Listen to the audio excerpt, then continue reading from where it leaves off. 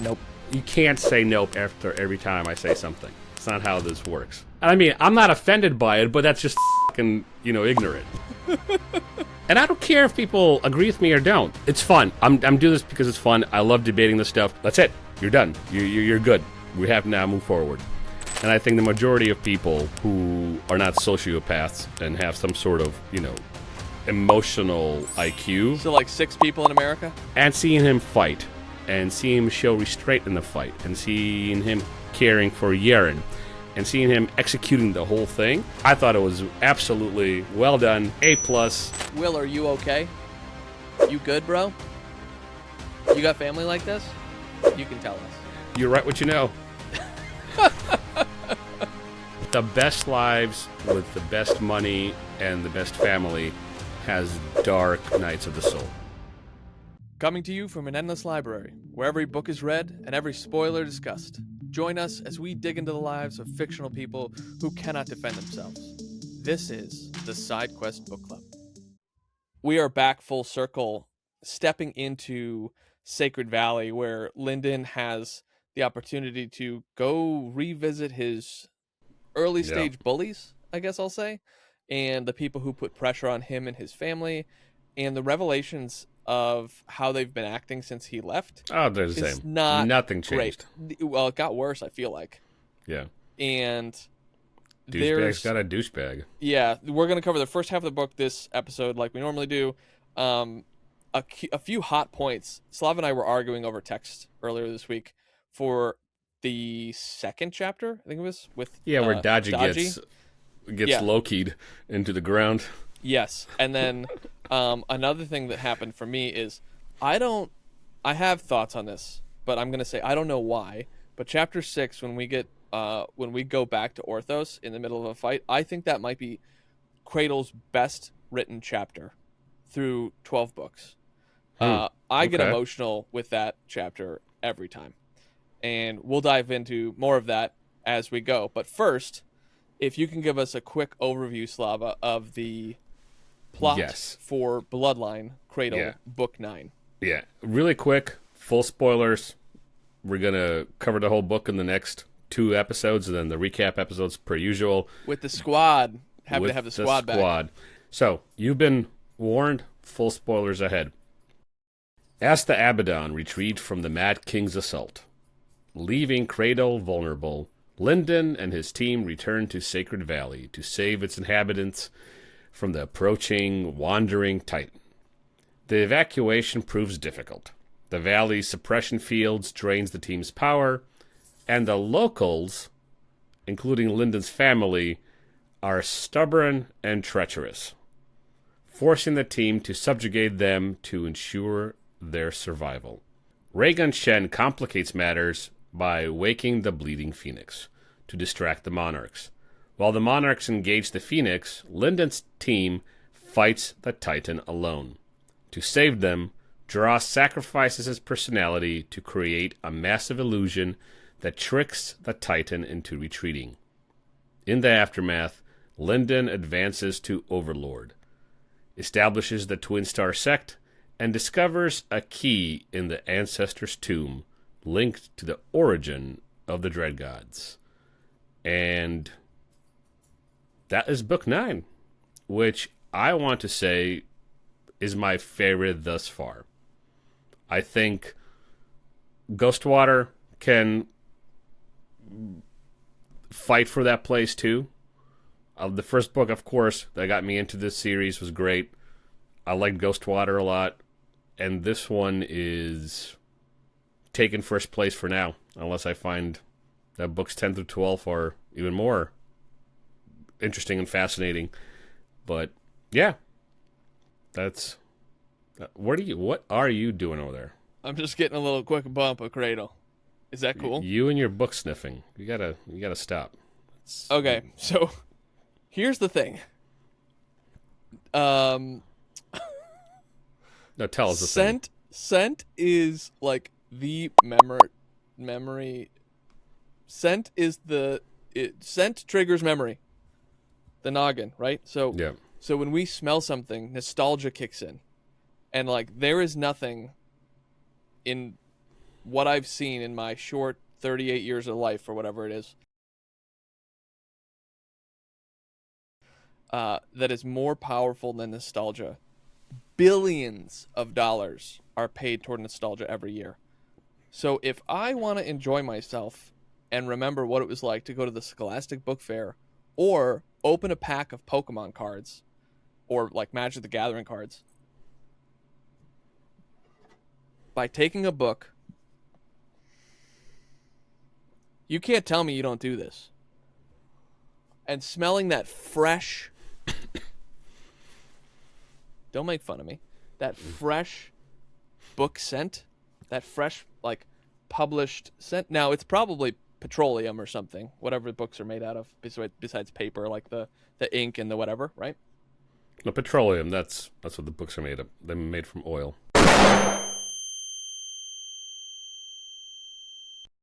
The fake leather and the inks and things like that, whatever. Drop it in the comments. I don't care. But I get my own little bump of nostalgia when I sniff these books. Now, you can call me what they used to call me in school, book sniffer, and it would be right. The book sniffer. Jonathan the book sniffer. Well, I agree with you part way. I do enjoy the smell of a fresh book. Sometimes I enjoy the smell of an old book. Each one brings different memories. That's like the buffet, right? Like walk into an old bookstore and you go to one of those 1500s and you go, man, I can basically smell King Richard V on that one. Okay, Alice. If you know, you know. Do you guys, here's the thing, real talk. Do you guys smell your books when you open them? Like constantly. Everybody smells books. The question you're asking is, do they walk around the house and all of a sudden get a hankering for a book smell and then just you go around your own library sniffing? Here's the thing. Other people do it. I'm just willing to be honest about it. Everybody does it. You just do it in a very weird way. I just do it on the internet. Maybe that's like a sub-channel that we can start, is just me sniffing each of the books. An ASMR channel where you just sniff books and ruffle the pages. Yeah. Don't ruffle the pages. Don't. I will turn them quietly. ASMR quietly, right? Yeah. But don't ruffle them. Don't dog ear them. Oh, don't dog ear anything. Respect. Yeah. Respect. But like the creaking that the new leather books make, that could be an ASMR thing. Yeah. Yeah. I'm telling you. Anyway. Well. Bloodline. Will, please don't hate me for sniffing your books. Or whatever. Or whatever. This is... But before I went on my little nostalgia kick, you said that Bloodline is your favorite in the series so far. Yeah, it's definitely taken first place. It's written well. There's a lot of action. There's a lot of tension, more so than action. There's tension in the book. You're taken back to Douche Valley with all the idiots that live there. You could the valley didn't do anything to you? Just the people who live there? You can feel the frustration that Lindon and Yerin have, and they're trying to hold back and not, like, just obliterate these people. So that tension, Lindon having to go back to his shitty family and shitty clan and shitty valley. So the only one who's shitty in his family that I really feel like is his dad. We'll get into that. It's fine. Sure, whatever. They're all shitty. They're all different shades of shitty. Some are more shittier than others.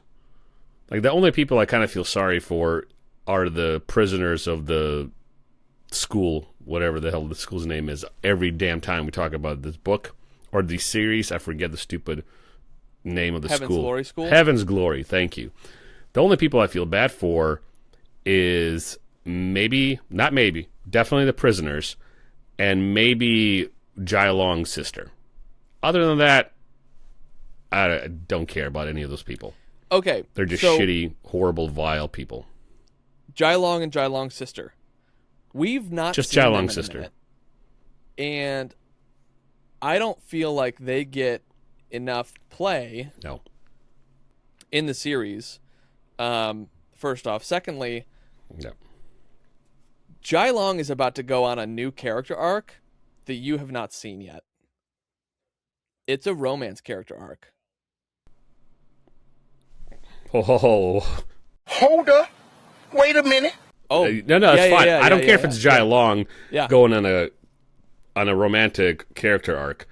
That by itself is fine. But because you bring it up, it's going to be with somebody we met. It's not like he meets a girl in Douche Valley you're not runs getting a away new character. with her. Right. So who do you think it'll be? Oh, gosh. Mercy? No, it can't be Mercy. Akura will never allow that. They would never allow a lowborn like him who has a face like a snake that he has to cover up because he's so hideous. Yeah, so it's not Mercy. It can't be Yerin. You can tell me. Mercy, it's not Yerin. Okay, good. Whew. It's Weishi Kelsa. Oh, okay, all right. Now that is interesting. It's that is be, different. Yeah. So that's coming, which will be fun. But honestly, Jai Long kind of got burned by Will. Like, granted, he's got a sprinkling of what Dodgy has, which is might makes right? Like that's a constant thing we talk about in this series. And Dodgy. The I need to be stronger and no one can fight for us. Now, granted, we've seen Jai Long get burned by his clan, but there's also people that we've been following around, like Lindon, who are like, I just have to get stronger. Like, I literally don't have time to carry these burdens of grudges. Yep. I just have to get stronger. Well, in world, it makes sense, and we'll get into it with Dodgy in a little bit here. But in world, the things that happen in this book and in other books in this series, it makes sense. And we had JT explain the world, explain the genre and what Will's doing with it. We don't have to rehash it here. Go listen to those episodes. They're always the final episode of each Cradle book with JT and Spencer and Casey. But we've already hashed out what the genre is all about. So in world, Jai Long, he might be an asshole even in world by those standards, but what he does makes sense. Yeah, and the thing is, he's not really that big of an a-hole. He's just trying to protect his sister. Right. That's it. We see that. Will lets us get in on the inside scoop on that. And, like, you can't fault him for that. And No. Is he make the right decisions every time? No, but we have additional information he doesn't have, right? Like, we even see that he's going to turn down Lindon in, like, helping him get out they of all Sacred do, Valley. because, I'm proud. But Jai Long's different. Jai Long fought with Lindon. Like, Lindon helped Cut his arm sister. And, yeah. Yep. So, I mean, Lindon helped make him, right? In the way that there's this I don't know what this is from. It might be from Doctor Who or something like that, but it's the I gotta look it up. It's like men are forged in fire, and it's the privilege of lesser men to light the spark or light the flame or something. It's great. I just have to just 1 second. It's a really great line. Good men are forged in fire. It is the privilege of lesser men to light the flame. Okay. All right, I'll take it. It's a good line. I like it. I found it when I was going through a pretty difficult time. Yeah. Well, you lit my flame, so I am eternally grateful. Yeah. Okay. All under right. Douche. Yeah. There, I'll send you the little link there. Cool. It's this old rustic kind of looking cowboy boy, old grizzled man, white gray hair. In the background, it's like sparks of a bonfire kicking up.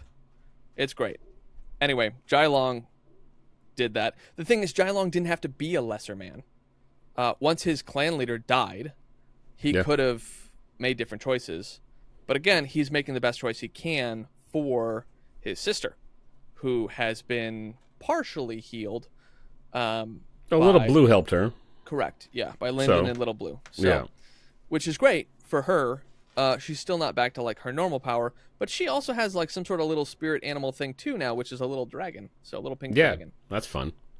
What I found fun, and I know we're jumping around, but you sparked a a memory of me reading this book when you said we know something that Jai Long doesn't or some of the characters don't. Yeah. I found it interesting, and I'm glad that Will did this. It's just a great little bit. Is Yerin doesn't realize why her master died until this book, even though we get the answer last book. I was like, oh, that's really cool. That's a nice way of adding a little bit of flavor to the story. Because we get Yerin processing going, oh, this is it. And then her having to hold back not to murder a bunch of Jades. Which I found a little weird. Because in World... Why is that weird? This is going to get into the Dodgy conversation. Why is that weird? Because in World, who cares? They're just Jades. Now I know Yerin is a good character. She's not like the douches of Sacred Valley. She's not going to go wantonly killing people. But the frustration that all of them feel while Sacred Valley people are accusing them of trying to take over, refusing any help, being uncooperative, just being horrendous people, I think without murdering them, they could have exercised their authority, if you read the book, you know, and just said, all right, douchebags, we're going. So I know why Will did it, or at least I suspect, and I'm pretty confident in my suspicion. You're going to add him in the comments? To draw out the story, so it's not just a 100-page book where they come in, they bop everybody in the head, knock them out, and transport them. Yeah, I get it. And we have to see how horrible these pieces of shit in this Sacred Valley are. So I'm not as frustrated as some people on Reddit are, because I went to the Abaddon Reddit. I'm sure you did. And there was a lot of people going back and forth in a thread about how they should have just killed everybody, these people. And I'm like, yeah, I get it. I understand the sentiment. But And you also said the same thing to me in text. So only about Dodgy, not about everybody. This is exactly what I'm talking about, though. Do you think that you become the better man by kicking a bunch of toddlers in the face? Here's where we disagree. No. No, you don't. And that's the power difference. Your assessment of Dodgy is so far off. Nope. I have notes. Nope. I have notes. Okay, pull out your receipts, bro. I thought it through. Okay, yeah. I thought it through. Yeah, okay, great. And show me why you're wrong. Yesterday, sat down and wrote out a response. Because I was thinking about you saying that, and you said, a position on this is fascinating, Slava. And I'm like, well, your position is fascinating to me because I don't understand. We're so polite to each other. So I just want to understand. Let's set it up. I Okay. want to read to the audience your text, and I'm going to respond to the specific words in those texts. So. Okay, so before you read that, let's reset the scene for a second. Yes. So we're Bloodline. Yep. Chapter 2. Dodgy is in chains. Mercy is having character growth arc where she has to inflict and flex the authority of justice of the Akura clan. She's uncomfortable with that.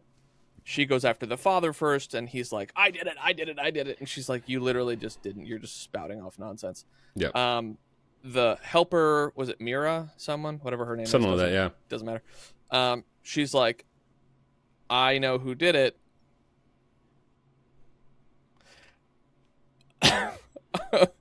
Just literally I think Will's like, and then she doesn't, what does he say? He tilts her head towards him. Yeah. Which I was like, that guy. Man. Right there. I know who did it. Yeah. Because she's also in chains. And then we have Dodgy. Okay, so Dodgy is, far as we know, guilty of this crime, and he's like, well, I didn't do it. It's just a tarnishment of my name. Mm-hmm. It was blah blah blah. And then Mercy is like, I'm gonna give you just one chance to admit this, and he doesn't. And she's like, okay, so then it sounds like it's simply a duel, or it's simply like a tarnishment of names between two sacred artists. Yep. And the Akura clan will allow the results of the fight to be the judgment. And he's like, it even says that he's like, he will take his one like scrap to try. But Mercy knows that Lindon's power level is astronomically better and larger and more powerful than Dodgy. By streaks of the imagination. It's not even funny. It's embarrassing. And here's where I think you're wrong. I'm not done. It's embarrassing that it's like Malice coming to fight Lindon in book 1. That's how embarrassed. It's like, well, that was not great. And it makes Malice look even worse. And the thing is, we're not supposed to see Lindon this way. This is not who he is, as Will's. I'm almost done, I promise. Who Will has shown us for him to be. And Lindon's like, okay, we'll do this, but I tried to spare you. And he's like, well, I don't have my swords. Okay, your swords are really going to make the difference here, buddy. That was funny. So he gives him his swords, and then Lindon just decimates him. It's literally like taking the toddler and just bamming them around. Okay. All right. Yeah, go. Great. Here's what I'm responding to. So in an official debate, like, this is a little bit unfair.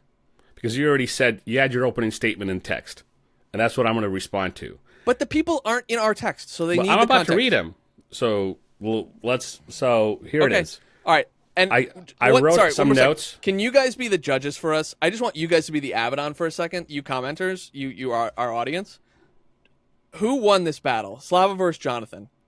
Okay, go. Sorry. All right. You keep doing it. And you're failing the debate. One more protocol. thing. No, absolutely not.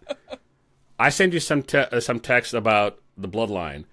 Your first response to me is, Chapter 2 is not satisfying. Lindon generously treats Dodgy like a ragdoll. My question is not. I thought it was fun. Lindon gets a little less bitchy and finds some testicular fortitude. Because even the way he handles the duel, he's like, all right, guy, we're doing this. And then you say, we'll talk about it, blah, blah, blah. And here's what I'm responding to. It's just embarrassing for both of them, more for Lindon. It's like grabbing a toddler by the leg and smashing them around. It's like 6 degree belt fighting an orange belt. 6 degree black belt. Yeah, I get it. And I looked up the belt. You didn't say black belt. So okay. The people, again, I'm just trying to inform the audience. Sure. Everybody knows what 6 degree means. Like 90% of people know. But we'll break it down and spoon feed the audience. It's like a 6 degree black belt fighting an orange belt. So I sent you a gif of Jurassic Park Manda shit, and I said, this is your hot take. And so we go back and forth. And then I left that alone because we always bust each other's balls. But I'm like, all right, if we're going to talk about it, I want to think this through and have an actual book discussion. He brought out the ammunition, folks. Yes, I did. And so I made notes in my little book journal here that I have from our podcast. And here are my notes, if I can find them, which it's a new journal. Why can't I find them? Here it is. May the pendulum be ever in your favor. Swing in your favor. There's swinging. an IP. There's an IP clause there, I'm sure, from my misquoting. Okay. Bear with me, folks. So again, audience, jump in the comments. At the moment, before you hear the rest of it, where are you guys falling? Let's do like those political live polls, like play by plays, right? Like, oh, we're favoring Slava. Oh, we're favoring Jonathan. Okay, all continue. Right. Yeah, thank you. So here's my thing. I find your position. I said that it's idealistic and over sentimental. Nope.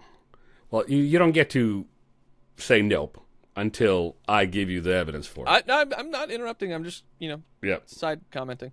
So let me get my glasses. Can you put your glasses on and click your pen really aggressively at me? Yes, I can. So here's what I said. So I said it's very your position is sentimental and idealistic.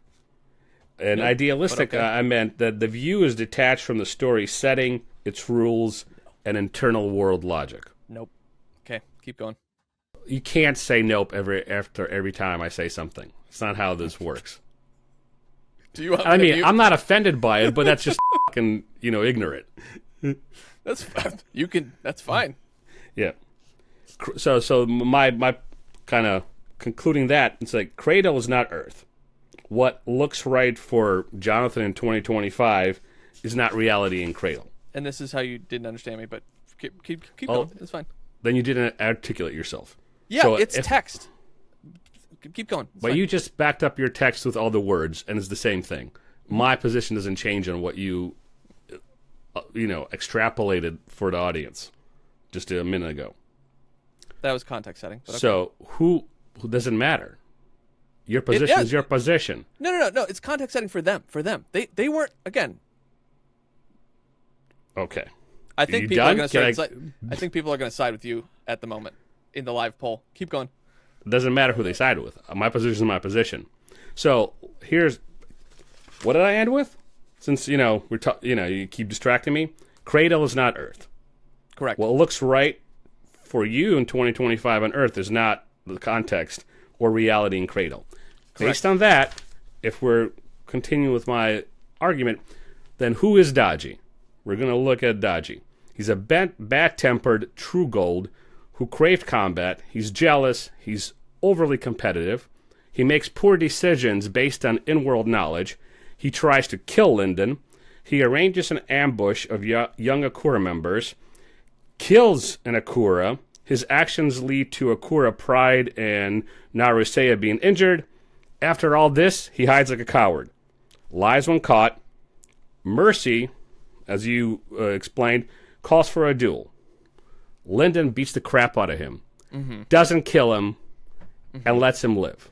Mm-hmm. He didn't do anything morally wrong by Cradle standards or even by Earth standards, in my opinion. Then you said that it's like a black belt, a 6-degree black belt, fighting an orange belt. An orange belt has like 9 months of training if he does everything right, roughly. A black belt, a year or more. A 6-degree belt, probably 15 whatever, months. A lot more. Not a true comparison. A true gold and what Lindon is here about a sage. He's a sage. I would not call that comparison true. I looked up all the belts. I went to a dojo website and I looked up some guy belt. And so an orange belt, 9 months. Based on what I understand about Cradle, I would put Dodgy at a brown going to red belt. And Lindon probably being a 3rd-degree black at this point. No, Lindon is absolutely well above that. But okay. Well, you can we can agree to disagree on that. No. There's not many sages. There's not many sages. There's not people. Great. I am making my statement. You made your statement. I'm making mine. Okay. This is my evaluation of the situation. Mm-hmm.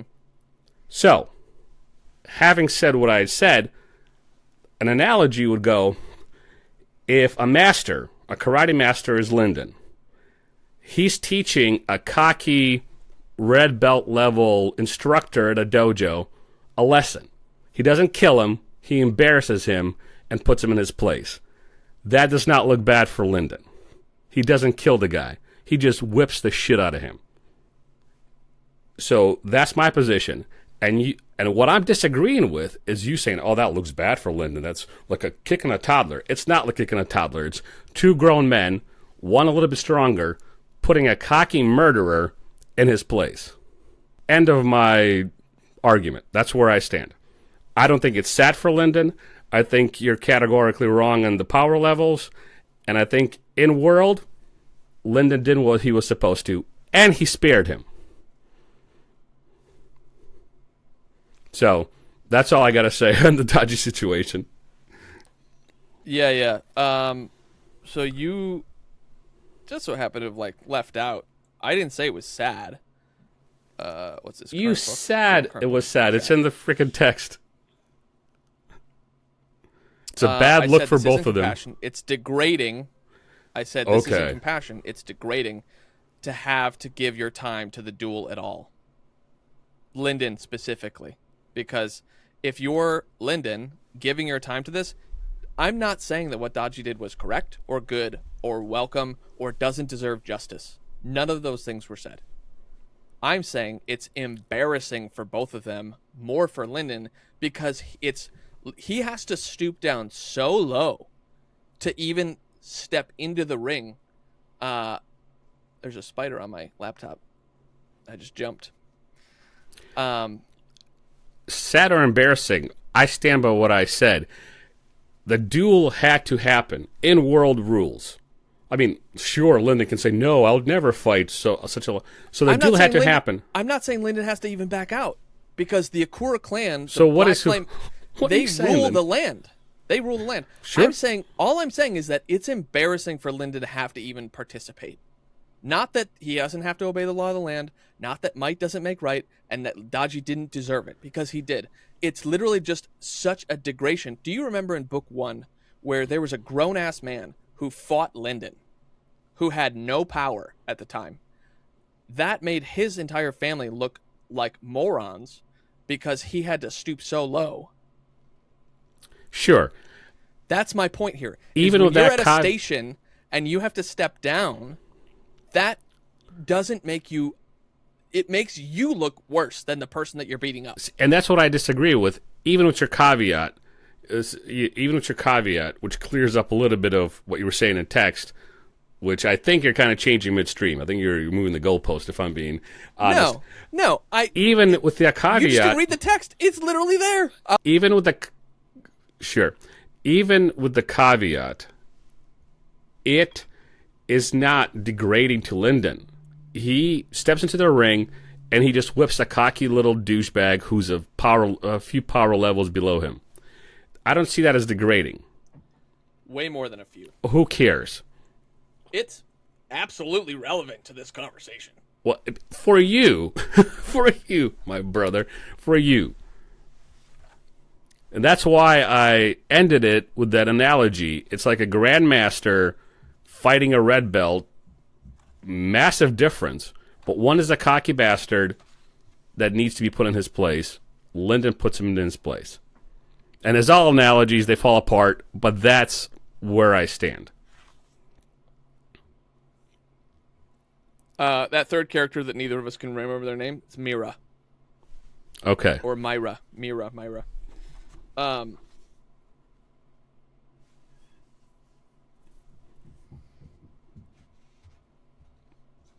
You're going to share with the class? I'm looking in chapter 2 here. I think we're both going to agree on this one. This one's really funny. No, Dodgy shouted as his injuries knit together. Why should I fight him? This isn't fair. But that goes to Dodgy's douchebaggery. Well, yeah, and the irony Or it's not of, fair. Yeah, of course it's not fair, but you're a cocky bastard that now have put yourself in this place. Was it fair when you did it to other people? Yeah, exactly. No. So that's the thing. That's my point. Even with your caveat, which shines more light on your position, it's not degrading. Like, it's not like, oh, now I've got to fight this toddler or this really, weak logo. It's not degrading.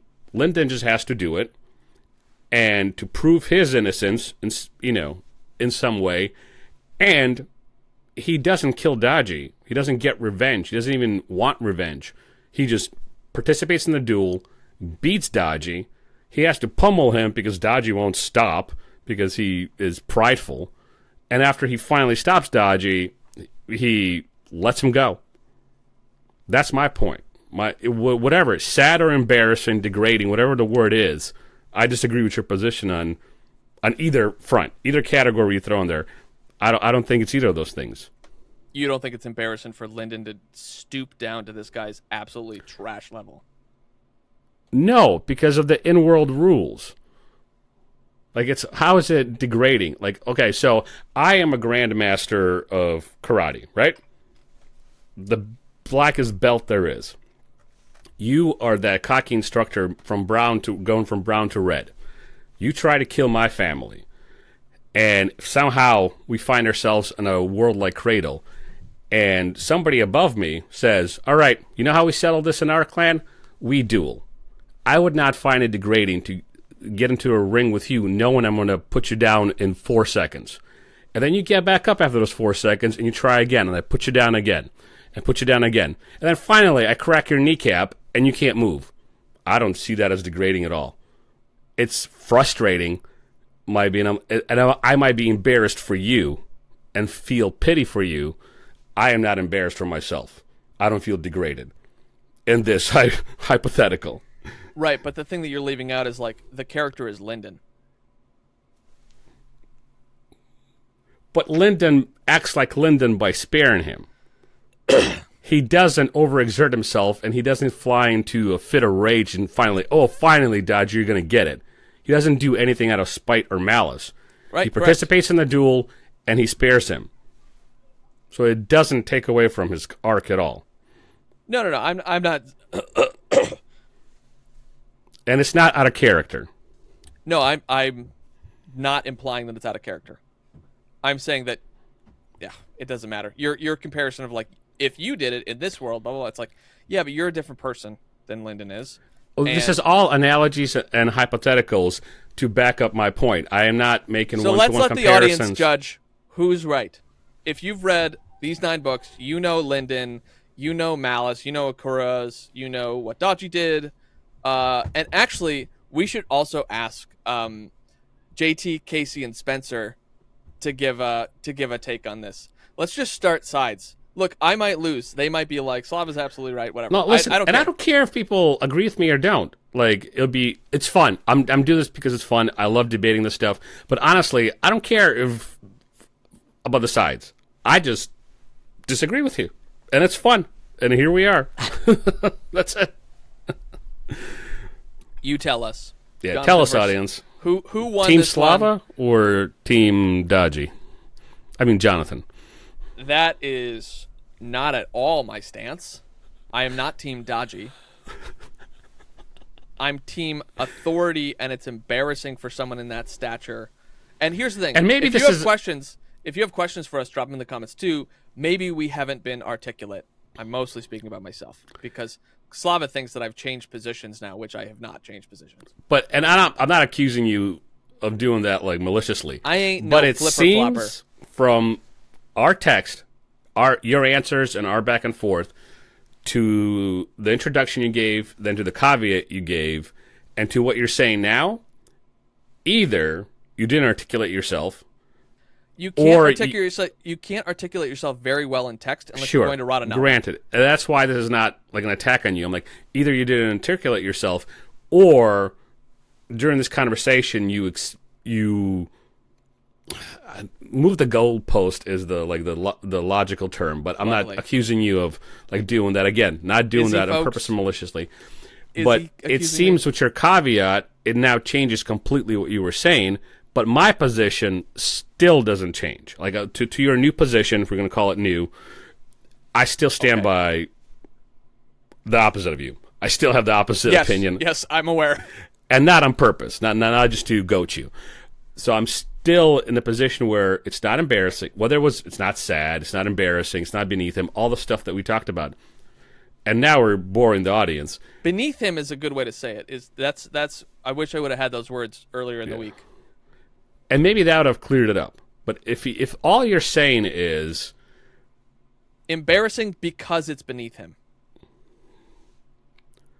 Okay, I'll grant that, but my response will still be, what else is he going to do? He has to do the fight. He has to do the fight. And that's, I'm not saying he shouldn't have fought. Okay, if at the end of it, at the end of this, mini debate, all you're saying is it's beneath him, then I grant it. It is beneath him, but it's not embarrassing or degrading. And then we still have a disagreement here, which is fine. But it's like, I'm saying it's embarrassing for Lindon because Dodgy is so far beneath him. That's an articulate way. And now we're doing semantics. But the thing is, like, you've read philosophy. You know that this is how, like, proper, I'm going to use, like, air quotes, proper debates work. Are we talking about the same thing? Yes, no. Did we define our terms, et cetera, et cetera, et cetera? Like, so we have to have these conversations. But at the end of the day, I still want to know, did I win? Let me know, folks. And if you don't agree with me, this was beneath me. All I got to say, this whole debate was beneath me. Don't leave it in the comments if I lost.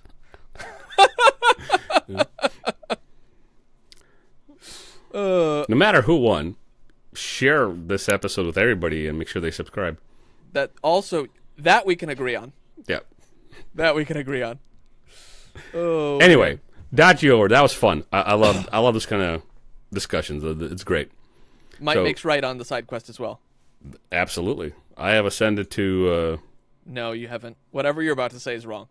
Well, I'm trying to pull it out of my posterior, so we'll leave it. I have ascended.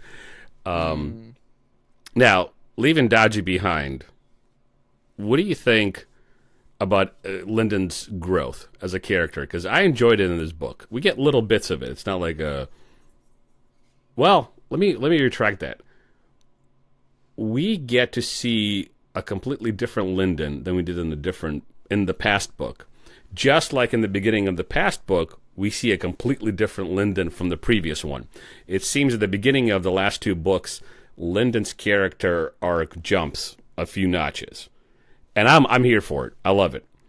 He's more determined. He's more passionate. I wrote in one of my notes. It seems he's more forceful. And then he talks with more authority. Even though Ethan has to help him with that, he's already kind of growing, walking into that in this book, which I find great. I loved it in the previous book, and I'm loving it here. I want to hear your thoughts on that. On Lindon's growth? Well, just the way he acts. We just get a completely different Lindon. It's not like we get 2 chapters of him figuring it out. We just get dropped into a new book, and, Lindon's advanced in character.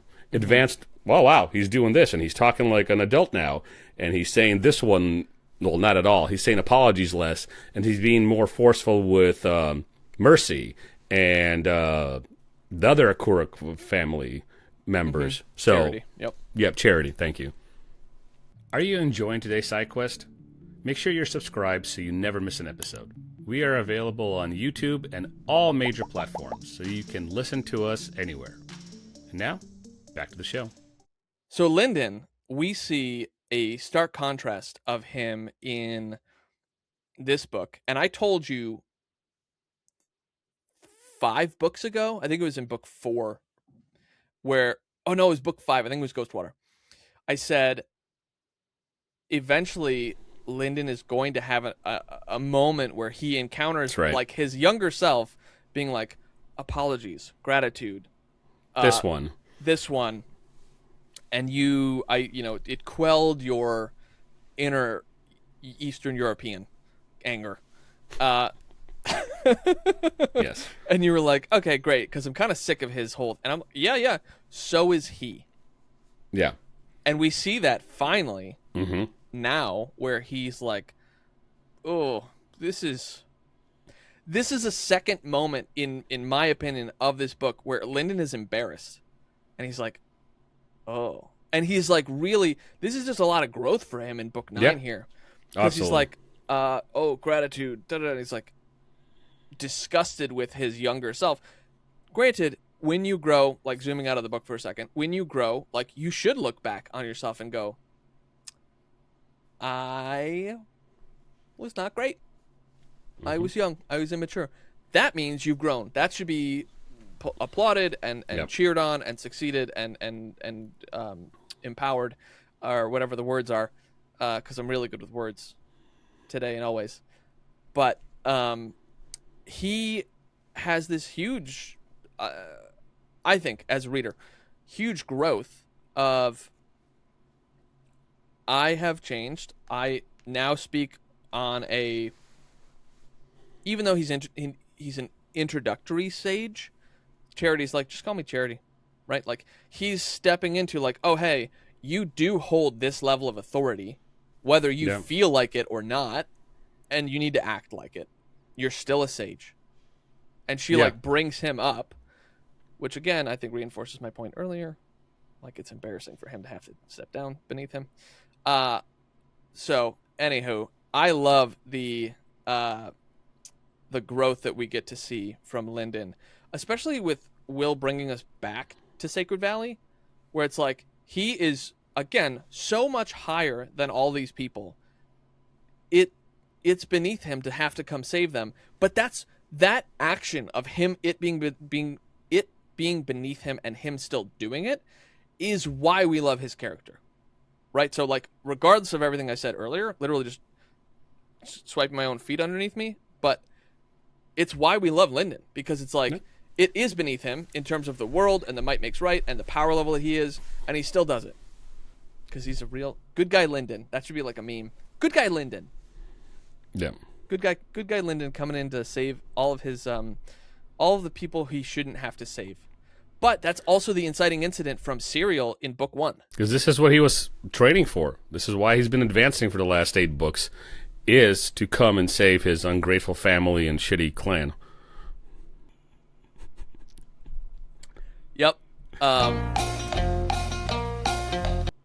So what you said about Lindon being kind of pulled up into his position, you know, verbally and kind of emotionally, if you will, by I always forget, not Mercy, Charity. By Charity, those moments are far and few in between for Lindon, aside from Ethan and Yerin and Orthos to some degree.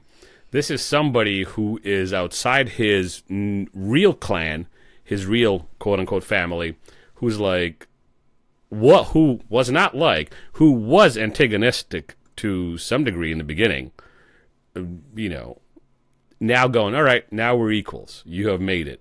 Act like a sage. Call me Mercy. Goodness gracious. Call me Charity. That's it. You're done. You're good. We have to now move forward. And then Lindon internally going, oh, yeah, right. Now that I'm this, and she said that, I have to tell her I'm going to Sacred Valley. And he does.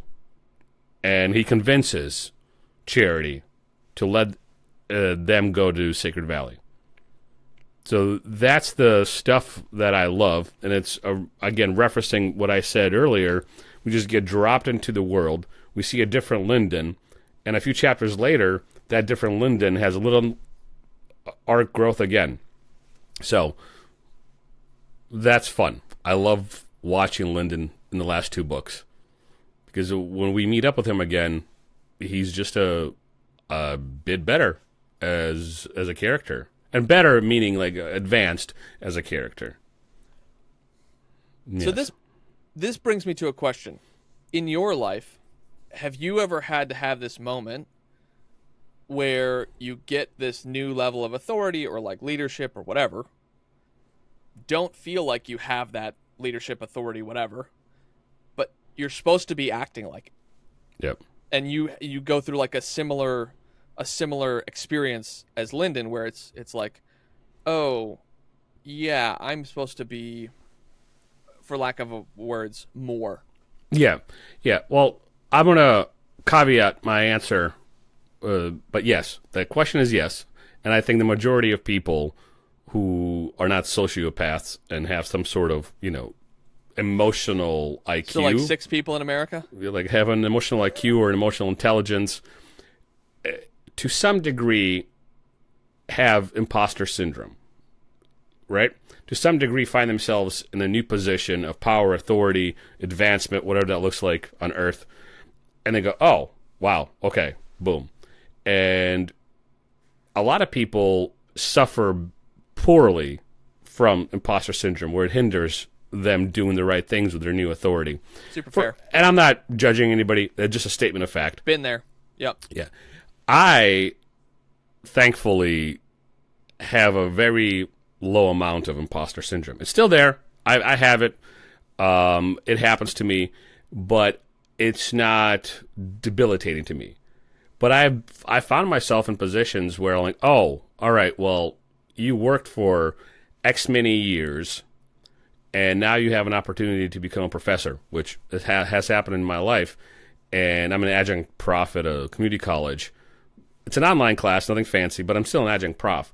And even though it's nothing fancy and it's a community college and it's an adjunct position, I am now in charge of teaching people what I have learned in the industry that I'm in over the last 15, 17 years. So now I have to act like that. I can't just, waver in my responsibilities to the students. Because Correct. I have to instill in them the knowledge that I have. So, again, as all analogies, they fall apart at some point. But yeah, I have felt like that in my life. And that's the most recent one. Where I'm like, oh, I have new responsibilities. I have a new authority, if you will. A new advancement. To use the in-world terms. And, yeah. So I still want to get back to my getting super emotional with Chapter 6 with Orthos. Yeah. At the end here. But I want to stay on this side quest for a minute. Let's talk about getting over imposter syndrome. Yeah. Right? Like, okay, so you had the luxury is not the right word. The wherewithal. The cut from a great cloth personhood.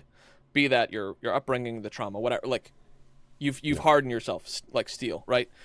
Where you don't have as much. So if we're gonna just quantify it with random variables, let's say that out of 10 you're a 2 for imposter syndrome, and the average person's probably like a 7. Is that fair? I feel like that's fair. Sure. Right. Let's do that. Yeah. And I'm just using you to like moderate for a second. I also have felt imposter syndrome, and frankly, I'd say in the last 3 years. 4 years, 3.5, have been just going like, you know what? It literally doesn't matter. You have to show up anyway. So like if you have response questions, like ask them. But back to you, like how did you go from, well, first off, were you ever an average 7 as imposter syndrome in your growing ups and life? And did you decrease it? How did you decrease it? How should other people diminish and mitigate and lessen their imposter syndrome in their own lives, regardless of whether or not they're in marketing, right? Like, doesn't matter where you're at. Yeah. Imposter syndrome is imposter syndrome, whether you're a new politician like I was once, or real story. I don't know if I've ever mentioned that on here. I was a politician, like briefly. Do not recommend. Anyhow, so that's the question. Like, how do you diminish imposter syndrome, right? So the first part of your question, I think I've always been a 2, if we're being honest. That's fine, yeah. And it's just what it is. I found myself in positions where, I felt like I didn't belong, or I felt imposter syndrome. I experienced imposter syndrome. But the way I'm built, if I see an issue, I want to fix it. If I'm doing something, I want to do it to the best of my ability. Now, the best of my ability might be a B+ and not an A, but I'll do a B+, and I won't stop at a B- just because I'm tired or, it's good enough. I always want to do the best I can with what I have.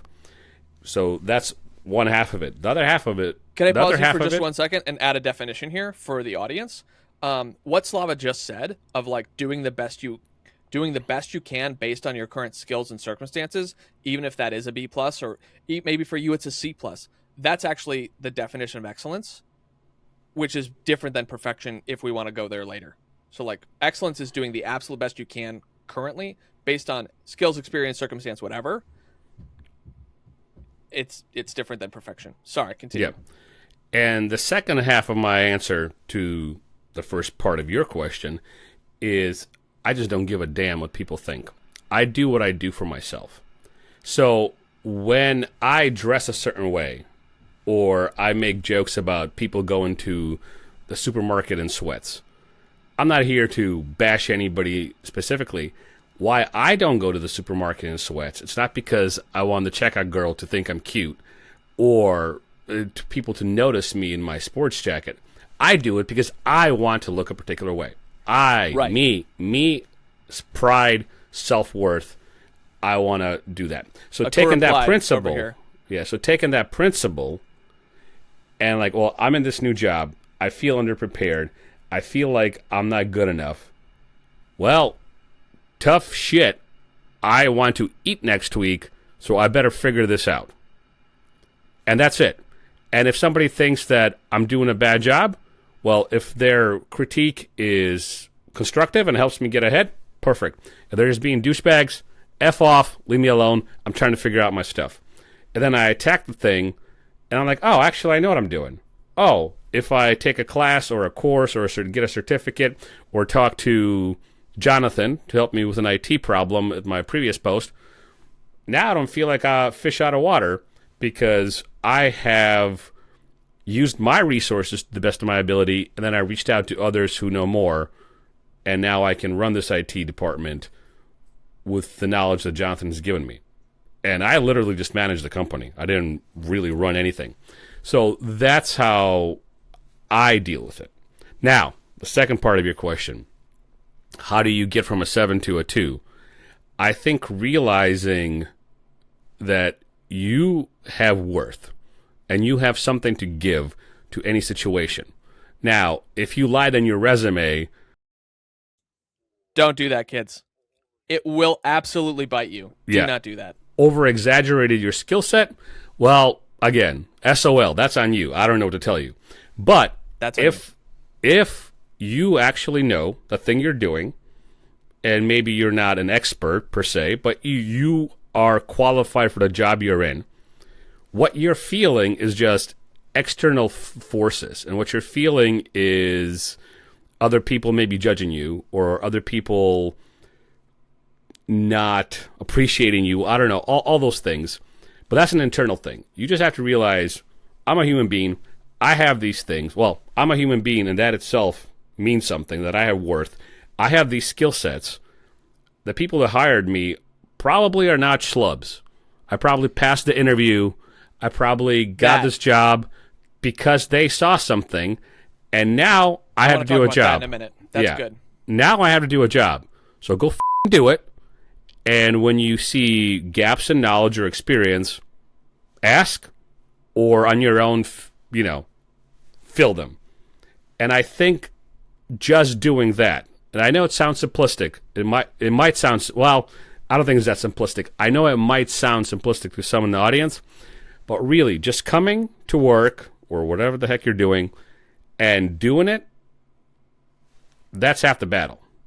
Now, I'm not a psychiatrist. I'm nobody's therapist. If people are generally struggling with something... He's my therapist. With something... Right. If people are genuinely struggling with something, that's between them and their pastor, their therapist, whoever, to talk out and to work through. But for your average person who honestly just feels imposter syndrome in any job, well, you're there. People have entrusted you with doing this job. Do the best you can with your given abilities, and then expand on those. And before I belabor any more points, I'll let you jump in here. So that was an epiphany. This thing that you said, like, okay, you get hired for something that you're like, man, I don't feel qualified for this at all, right? This happened to me a couple times in my career.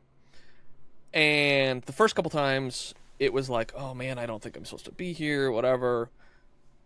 And then the most recent time it happened, in, like, 2020, I was like, maybe these people who run a successful company know what they're doing. Maybe they hired me because I have skills that they need. And while I was there, my tenure for time there were times where I had to explain things that to me are simple. SEO is very simple to me. IT work, actually pretty simple. It's complex, but like for the most part, it's like inputs, outputs. It's why Slava came to me years ago before this podcast started, and he's like, hey, I need help with this IT stuff. And I was like, oh, it's pretty simple. And he's like, it's not simple for me. Just tell me. And it had to sink in over dozens of examples where it was like, oh, actually, my knowledge is expertise to other people. And until that sinks in for yourself, whether you draw, whether you paint, whether you are a podcaster, whether you're a marketer or a salesperson or whatever, you have skills that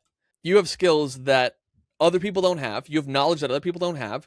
You have abilities that other people don't have.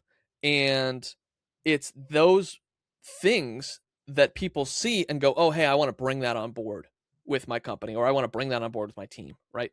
And letting that sink in to go, hey, I see the reflection of them choosing me as a respect or appreciation or acknowledgement of my current skills and expertise and levels and whatever, and going, No, he's sleeping. maybe I do have something to offer here. Another thing that Slava didn't mention that came to mind while he was talking about it, you can have imposter syndrome in different spheres of your life. You could have imposter syndrome for romance, but have a really great career. You could have a really great career and have, I was about to say the same thing. You could have a really great romantic life and you could have a really bad career where you're like, I'm not good at my career, whatever. It can be different spheres. You can feel like you're not supposed to be part of your family. You can feel like you have performance anxiety where you do know this stuff. And then like when it comes to bout, you're like, you don't know how to talk in front of people. You can have different levels or categories, I guess we'll call categories, of imposter syndrome where it doesn't feel like you are good enough in an area, but actually if you look at the history and experience that you have, you are. Or the fact that they chose you, or they're like, hey, I actually think this person, based on their resume, the interviews, blah, blah, blah, they do have what they need.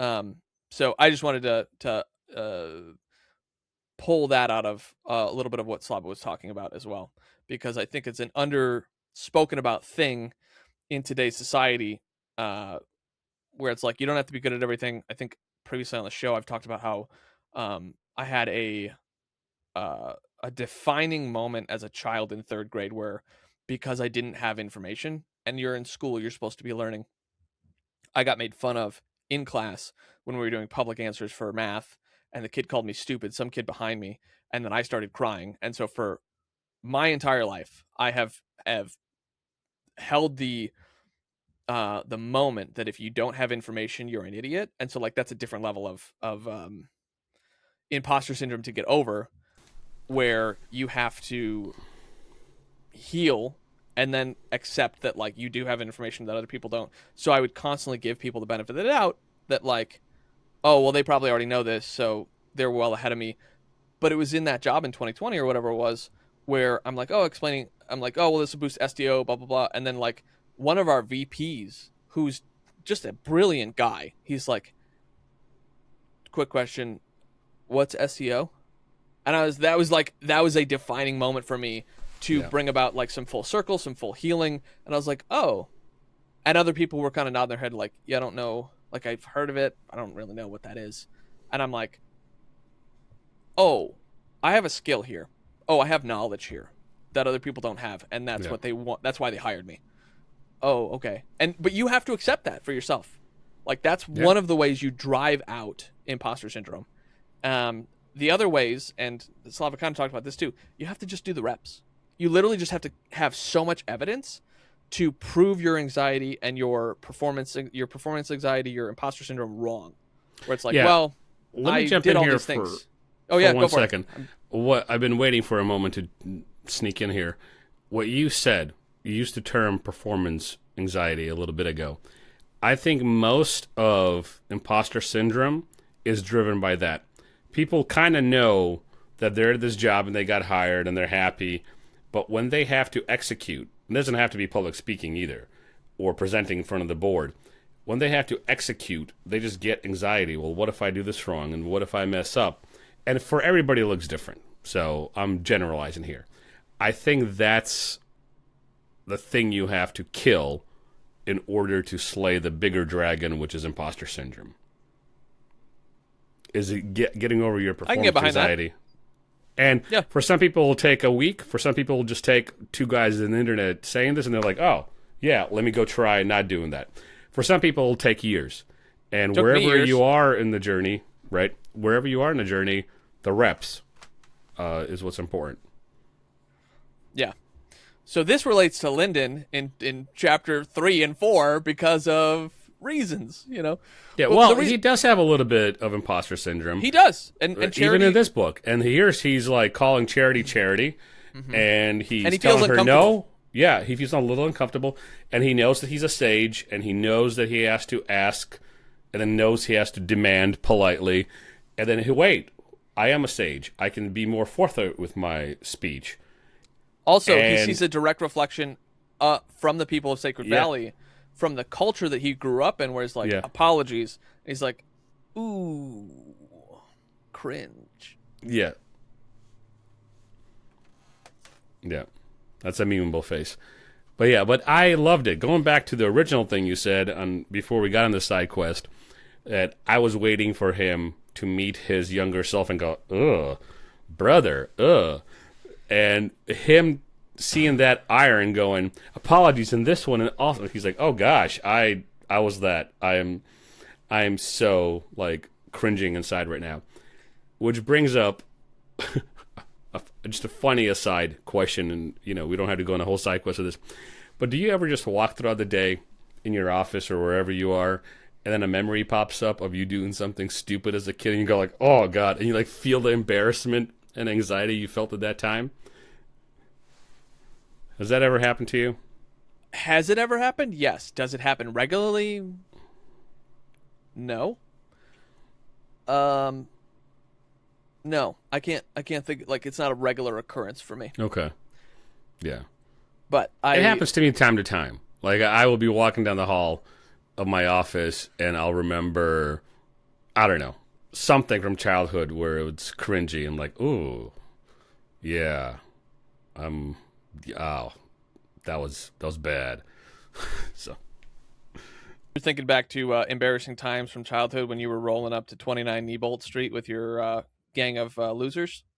Yes, and my broken arm. If you know, you know. Yep. Yes, sir. But I want to move on. This is a great side quest. I want to move into Sacred Valley and all the fun the team is having and all the trouble the Sacred Valley douches are giving our squad here. I want to unpack a little bit of that. Keep it going. Let's do it. Well, the squad is back in Sacred Valley. They're trying to evacuate. They're getting accused of trying to take over the clans. They're getting pushed back. All the Jades are acting horrendously. They're vile. They're just vile. They treat these people... They're acting jaded? Yes. Boom. Oh, brother, this guy stinks! And what do you do in a situation like this? So you're sages and overlords and true golds, and you come to this town, and it's a backwater, the hillbillies of this world, who, irrespective of what the dampening is doing to the valley, they're assholes. Even if there was no dampening, these people would be assholes with just the ability to go past Jade. And whether you're Lindon trying to save your kin and your clan, or you're Aethern or Mercy or even Zeal helping your buddy Lindon and helping the world in general, you're doing the right thing, so to say, and you meet these people, and 90% of them are like, F you, F you, F you, nobody's cool, leave us alone, we're all going to fight you, with just pure ignorance, right? They're like vile people. People are telling them like, hey, the earthquakes you've been feeling for a couple of weeks, that's a real thing coming. It's a dread god. It'll murder everybody. We need to get out of here. Oh, you're here to take our clan. Oh, Lindon's back? Well, F that guy. That's unsold. He's here to now pay us back for all our evils that we unleashed on him. Which, again, in world, that kind of makes sense. But the actual response of these people, I just found so frustrating and just horrendous. Like, I wrote a couple of words down about it, and it is vile was one of the words. I already used that. I just found it vile. Like, they're foolish people, and they're ignorant of their own foolishness, which is the worst kind to be. Because you can be ignorant and know you don't know everything that you can, and even be stubborn when faced with evidence of your ignorance, and even fight, the presentation of that evidence or whatever it is. But at some point, that has to break, and you go, okay, now you convinced me. These people, none of that is happening. They're turning up the ignorance to 11, and they are so ignorant of what they don't know and of how foolish and arrogant they're acting that they are destroying not only themselves, but they're putting in danger the people around them. And it was a very frustrating read. Now, the people on Reddit, they were frustrated for different reasons than I was. They were frustrated that, some of them were frustrated that Mercy and Lindon and the rest of the gang didn't just obliterate everybody or say, you know what, F it, I did what I could, I'm out. So I want to talk about that a little bit, and what I want to set up here is the following question. So imagine if this is like in our world, you're evacuating a school, you're evacuating some backhole town, and everybody's a bunch of crazy, mountain people or hillbillies who distrust the government, and you're the government. For again, analogies, falling apart already. But, like, what do? Do you just let everybody die? Because you're Lindon, do you just say, F you all, and I'm done. I tried my best. Serial gave me a vision. You clearly deserved what Serial did in option A. I am going home. What do you do, Jonathan? And then I have a follow-up question. I'm trying to time this so that there's not screaming above me. You can hear that? Oh, yeah. Yeah. It's Dodgy getting beat. Just using all of the things against me. Well, this is my life. What was the question? How many kids do you have? I have 0 children, but I also have 3. I have Schrodinger's children. They're both mine and not mine. Fair if you enough. know, you know? Yeah. The question was, what do you do in this situation? Like, because Lindon, this is his family, this is his clan. The rest of the squad is just helping Lindon. But these people are just backward, arrogant fools, and you have to save them. So, like, pulling it into a real-world example, you and I are part of the government, or whatever it is, and we're tasked to save some people in some backhole, dog shit Indiana. Sorry, Indiana. No offense. Whatever. Not to name names, but Gary, Indiana. Yeah. And the people there are not only weaker than us, less armed than us, they're arrogant, they're vile, and they have it in their heads that we're there to take their land and their guns and their trucks or whatever it is. But we have to save them. Right. So first, it would be embarrassing because of how far beneath us they are. Yes. So you wouldn't just, Hulk smash Loki, each one of them that you met. Only one, the guy who tried to kill me and you. You would probably Hulk smash his ass, right? At least I would think you would avenge my attempted murder. Do you remember earlier in the chapters where they're walking into Sacred Valley and Zeal gets attacked and he just doesn't even doesn't even treat it like a fly. I guess I'll just die. Like, yep, Zeal's great.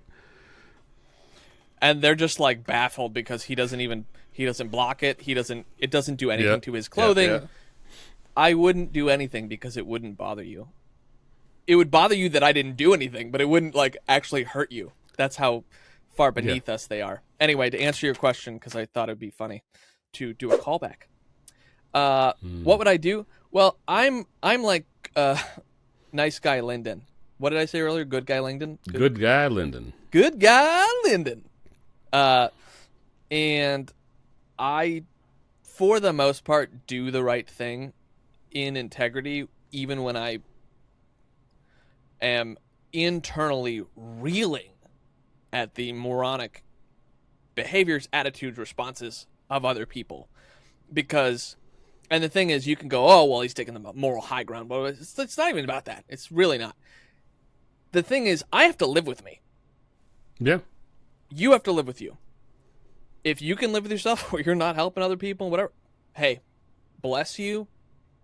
Good job. I can't do that. Anytime I get on a plane, I literally think through like, okay, how am I going to help these people if an emergency happens? I run a scenario like you in are my Lindon. head. I do. I love this character. I really do. Because it's like okay, we got, 4 rows behind me, there's a grandma, and then 2 rows ahead of me, there's the woman with her kid and her husband, and the kid just threw up. So, like, okay, how are we going to handle all this stuff? You gotta stop flying Spirit. Sorry, Spirit. Don't sue us. Yeah, sponsor us instead. Sponsor us instead, then we won't make jokes about instead. Oh, guys, do us a favor. Just I am here for the lulz. Tag Spirit Airs and be like, they gave you guys a shout out on this show. Just tag them. Just 6 or 7 comments each. That'd be fantastic. I've flown Spirit Airlines, and they were great. I lie. I've never flown Spirit. I like Delta. And Delta, if you want to sponsor me, Delta, I'm here for you. I love flying Delta. The most recent flight that I had Best was Delta. flight ever on Delta. I like my Delta card. I like the Delta lounges. You're just going to flash Delta in the background. No, we'll get sued. No. It's not defamation. It's free advertising for them. We're not getting sued. Anyway, to answer your question, I'm like good guy Lindon. Pay me money. This is how you get sponsorships as a content creator? Question mark? No. This is how you make jokes as a content creator. Oh, okay, all right. But I would help these absolute foolish people because I have to live with me. Right. That's the decision that I would make in a world like this, and that's also, no, that's just it. That's my point. I won't. Yeah. That's my point. That's my whole point. I found the other word I wrote for these people, like heaven's glory. I have Jackasses. Heaven's glory equals Penny for a ride? Incorrigible vermin, because they are so vicious and arrogant and foolish. But yeah, you can't say F it. I tried my best and let them all die. If you are if you didn't actually if you didn't also try your best. Right, exactly. And if you are a certain level in this world, it is your responsibility. It's irrelevant whether might rakes right. I mean, it's kind of relevant, and I'll come to that. That's the second part of my question. But at its base, it's irrelevant because you are mighty, and you have a responsibility. So I agree with you. I would also try my best to save these assholes. Now, here's what I might do. Probably knowing myself and being honest with myself and the audience, I would be less patient and less kind. I'd be like, all right, we're going. And without doing the dodgy thing to them, I might have to go, all right, Ethan, Mercy, guys, I'm going to go take a smoke break. Can you round these guys up, please, before I do Lyndon something? If only smoked. Right. It's like that Ben Affleck meme where he's like outside. That would be me. That would be me while inside Mercy, Ethan, and the gang are rounding up my family, and I'm outside doing the Ben Affleck thing. But yeah, so I agree with you. I think doing the right thing because you have to live with yourself is the right thing. Now, the second part of my question, did Lindon and Mercy and the rest of them take too long before they whipped out their authority and will and just said, all right, we're going by force? Now, irrespective of the need for the book length, because I know why authors drag some things out. It might be for book length. It might be for the type of story they're trying to tell. It might be purposeful. It might be incidental. And I'm not making any judgments on that. Okay, I was going to ask, like, in do you world, think he dragged it out? But no, okay. I don't. I'm just saying I'm basing some of my stuff on Reddit comments, and I'm disagreeing with most of them.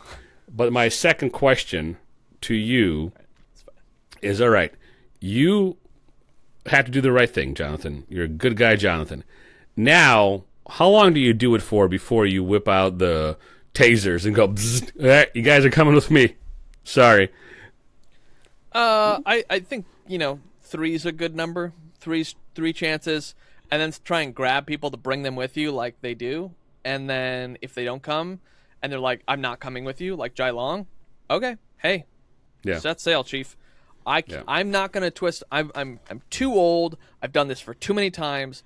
If you're a longtime listener, you've heard me talk about how I started a business to help artists, and I partnered with 2 friends of mine. And found out a couple years into the business that they didn't want to make a profit at all. No profit, nothing. And we were barely getting by, and I was covering most of the bills. Like, I've tried to save a drowning person before. I'm not doing that anymore. Yep. I'll throw you a life raft. I'll give you an opportunity. You don't want help? Hey, bless you.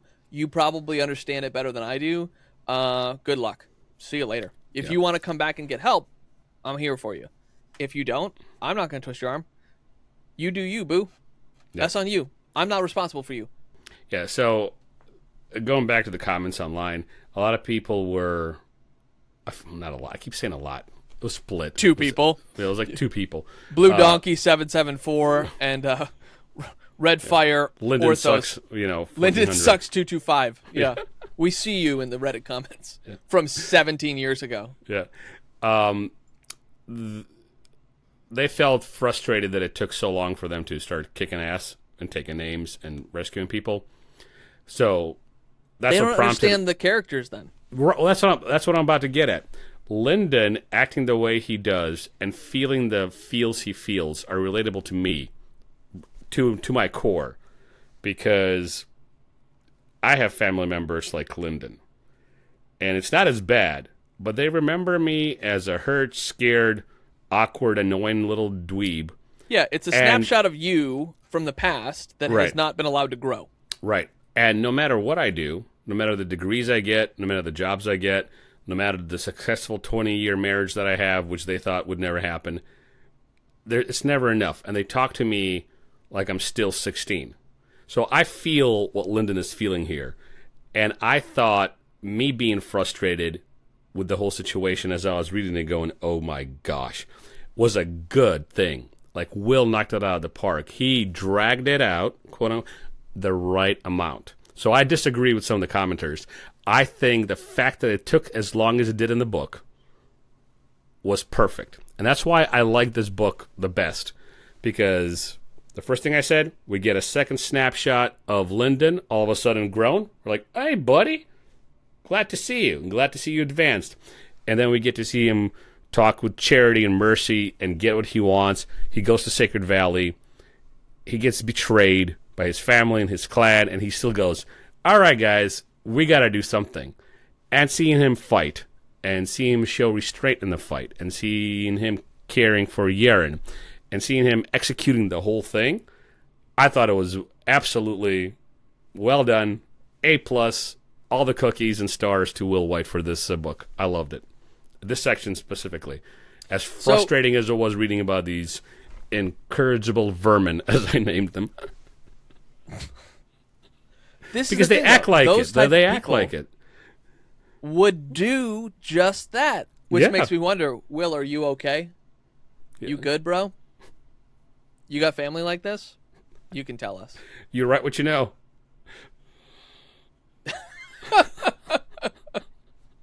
Should turn that into a short. And then tag him. He'll love it. Yeah, this is how people respond, though. This is like people who are so set in their ways. That's how they do it. You're trying to get one over them, especially like in this world. Might makes right, the whole shtick, right? And I mean, if we're gonna go on the other side of the coin, which I think you're gonna dog me on this one, but like if you're the Heaven's Glory School and all you've ever known is Sacred Valley and all you've ever known is the backwoods and fighting to get your spot, and you've made it to Elder, Podunk Town, whatever his name Dog is. shit, Indiana. Yeah, Gary. Just call it what it is. Slava, Gary actually sponsors us. We're trying to change our name. Can you guys, we're going to give you some money. Would you start speaking well of Gary, Indiana? Please stop calling us dog shit. Yeah, you don't even need to speak well of us. Just stop No, it's dogging not us. even Gary, Indiana.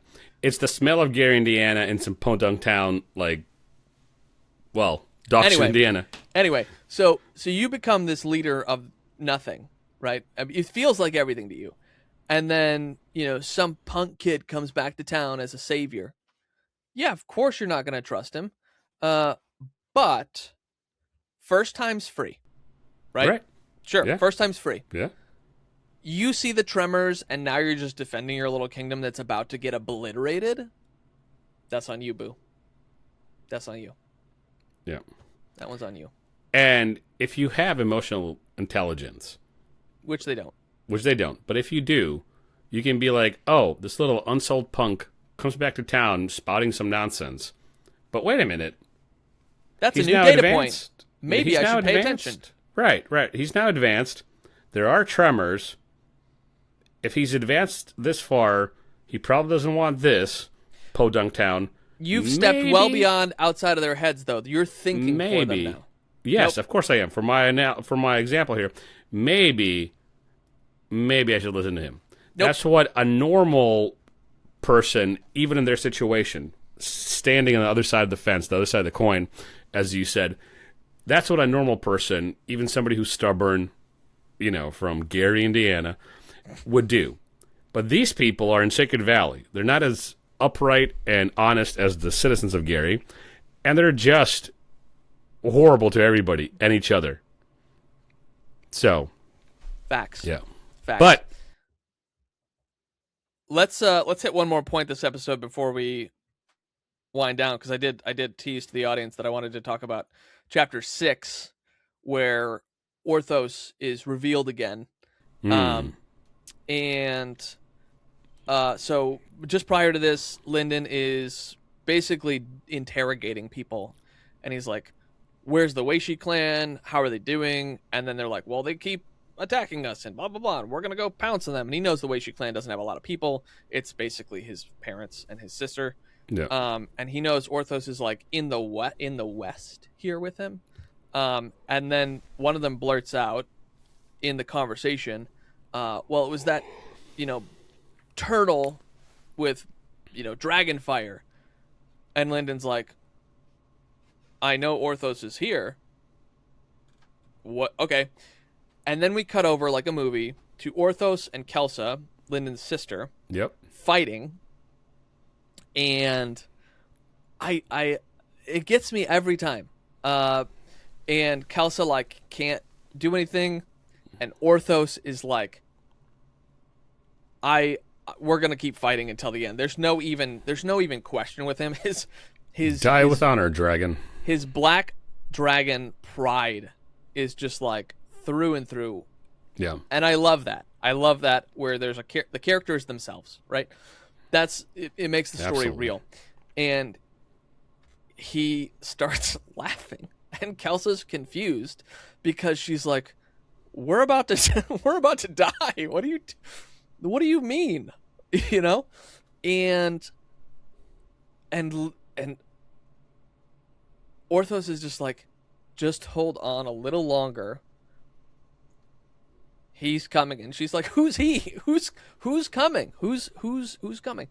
And I think for me, and I'm going to try and unpack this for myself, I guess. And you guys can relate or you cannot relate, whatever.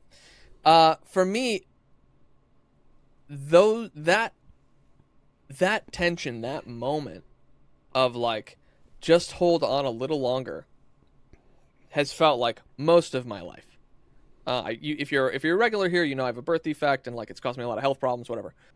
I also view the world through a Christian lens. I also consider us in a spiritual battle in the physical realm, if you will, between good and evil, to oversimplify this. But this idea of hold on just a little longer is it speaks to my soul, and that's the only way that I know how to describe it, which is why, if you ever are living, or if you're ever, experiencing a story or a moment, and, you start to get emotional, and you're not an emotional person, or, you just normally have, an even keel, it's just, an outlier data point. You got to pay attention to those moments because it means something to you. And it probably means something to you at a soul level because you're responding accordingly. And for me, reading this and feeling like Kelsa and feeling like Orthos, and it's just hold on a little longer. Just hold on a little longer. The tides are about to turn. Because I've just been through a lot of shit. That moment, and this is why I think this is probably the best chapter in the entire Cradle series. I also don't remember books 10, 11, 12 super well, but it's these Okay. it's these moments where it's like Helm's Deep. I was about to say, yep. It's like Helm's Deep. It's like look to the east at the dawn of the third day, and you're sitting there slogging through, and you're losing. It's this Christios moment of hope where it's like, no, Jesus is coming, and it's going to be a victory. You just have to hold out a little longer. And it gets me every time. But that's life, brother. I get it. I get it why it gets you, because everything in life is not as rosy as people wish it to be or some paint it out to be. It's not. The best lives with the best money and the best family has dark nights of the soul. Yes. Like everybody. Yes. So whatever shit you're going through as a middle, lower class, just guy barely making it, and you look at the other side of the fence or the other side of the tracks, and you think they might have it better. Now, some of them are also incorrigible assholes. But so is some of your neighbors. So are some of your poor neighbors. So the asshole thing is a human trait. But the best life a person can have will have dark nights of the soul. Yep. And they also, with money or without money, with prestige, without prestige, authority, advancement, whatever the right term for whatever the right world is, everybody has a dark night of the soul. Yeah. And holding out just a little longer is what gets people through. It really does. And sometimes that's definitely years and years. And that can get difficult, but, you know. Well, and that's why moments like this, whether it's Helm's Deep, it's this moment with Orthos and Lindon coming in to save the day. It's like, yeah, sometimes holding out a little longer is 7 years. But the tides turn. And so if this can be any sort of encouragement for the listeners, life can be really shitty to you right now. But as two guys have gone through our own stuff, that different flavors, but like suffering always has a unique taste, even if it's the same, if that makes sense. Even if, like, I said this actually to a guy recently who's going through like a pretty rough divorce. It's the same guy that I sent the fan into flame thing to. Literally like 2 days ago. And it just kind of came to me as I was thinking about him. I said, I haven't been through your experience, but each suffering sucks in its own unique way. And so to get back to my encouragement real quick, if you as the listeners are going through a difficult time, I encourage you to just hold on a little longer. Like, I don't know what the tides turning looks like for you, but it will turn. And sometimes that means death. Suffer well. Yeah. Because we all suffer. Some longer for others, but suffer well. Yep. And I guess that's the episode, because I don't have a whole lot more to offer at the moment. No, neither do for I. For the first half of the book. Yeah. And what I want to set up for the second part of the book is, again, pardon my analog notes. I want to talk about some plot devices in Bloodline next time. Also go over the plot itself like we did for this book, hit key moments. But the suppression field, the Dread God as a catalyst, and that willpower and authority that I referenced a couple times that Lindon and the gang eventually use. I want to talk about those. So that's for next week. And a lot more plot points, because the second half of this book was also great. I love the book. But that's it, folks.